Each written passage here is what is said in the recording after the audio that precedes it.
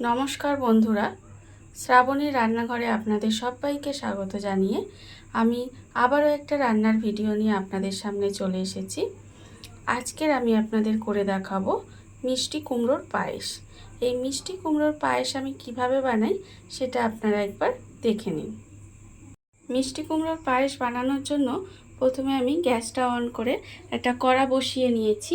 এইবারে আমি এর মধ্যে দিয়ে দেব জল।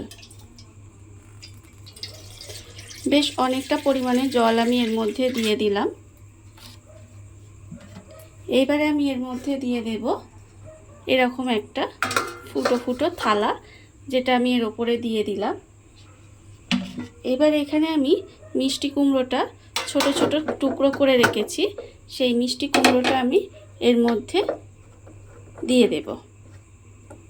দিয়ে এবারে ঢাকা দিয়ে আমাকে কুমড়োটা একটু এইভাবে ভাপে সেদ্ধ করে নিতে হবে। ঢাকা দিয়ে আমি বেশ কিছুক্ষণ এইভাবে রান্না করে নিয়েছিলাম। করে নেওয়ার ফলে দেখুন কুমড়োগুলো কিন্তু খুব ভালোভাবে সেদ্ধ হয়ে গেছে। এবারে আমি কুমড়োগুলোকে তুলে নেব। কুমড়োগুলোকে তুলে প্রথমে আমাকে একটু ঠান্ডা করে নিতে হবে।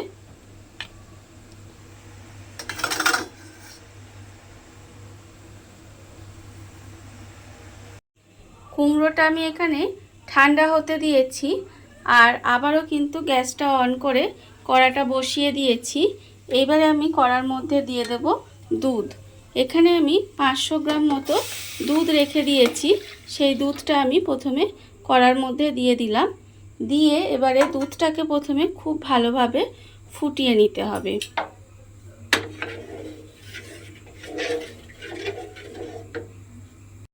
দুধটা আমার ভালোভাবে ফুটে গেছে। এইভাবে দুধটাকে কিন্তু আমাকে একটু ঘন করে নিতে হবে। একটু ফুটিয়ে দুধটাকে আমি একটু ভালোভাবে ঘন করে নেব। দুধটা আমার ফুটে বেশ অনেকটাই ঘন হয়ে গেছে। এইবারে আমি দুধের মধ্যে দিয়ে দেব চিনি। এখানে আমি হাফ বাটি চিনি রেখেছি, সেই চিনিটা আমি দুধের মধ্যে দিয়ে দিলাম। চিনিটা আপনারা কতটা মিষ্টি খাবেন সেটা বুঝে কিন্তু চিনিটা দেবেন। এবারে দুধের মধ্যে চিনিটা দিয়ে খুব ভালোভাবে মিশিয়ে নিতে হবে, যাতে চিনিটা খুব ভালোভাবে গলে যায়। যে সময় চিনিটা এখানে ভালোভাবে মিশিয়ে নিচ্ছি, সেই সময় যে কুমড়োটা আমি এখানে ঠান্ডা হতে দিয়েছিলাম, সেই কুমড়োটা কিন্তু আমাকে এইভাবে হাত দিয়ে ভালো করে কিন্তু মেখে নিতে হবে।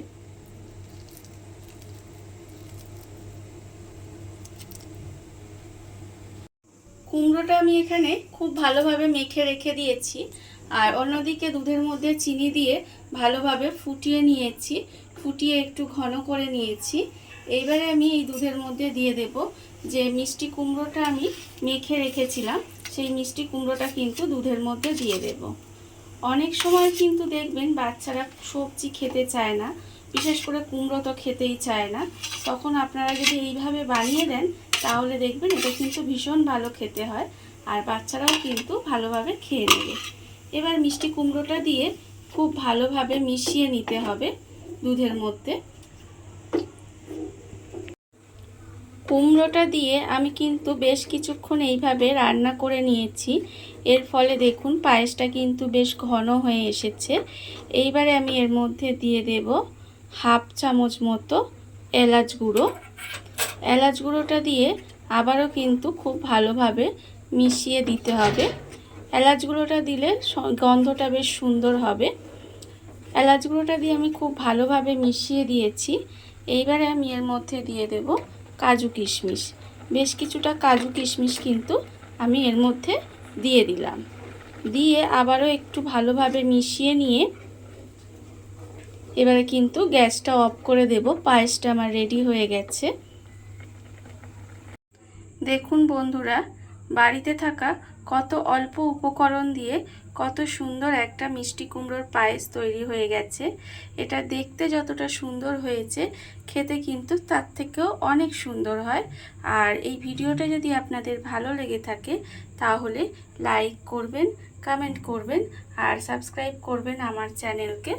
আজ এই পর্যন্ত, নমস্কার।